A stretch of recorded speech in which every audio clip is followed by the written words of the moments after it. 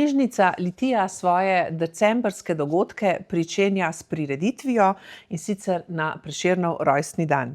Ta veseli dan pripravljamo skupaj z občino Litija, društvom Lila, Planinskim društvom Litija in društvom Sožitje. Izbrali pa smo zaključek Pavlovega leta. S kulturno prireditvijo in odprtjem slikarske razstave bomo torej 3. decembra ob 18. uri v občinski avli strnili spomine na Pavla Smoleja, ki bi v letošnjem letu praznoval 85 let in ki nas je povezal v prizadevanjih za lepšo in prijaznejšo družbo, navdihnjeno z umetnostjo in humanizmom. Vabimo vas torej na spominsko srečanje, da se priklonimo človeku, ki je kulturo ne le živel, ampak jo tudi obilno delil med nas.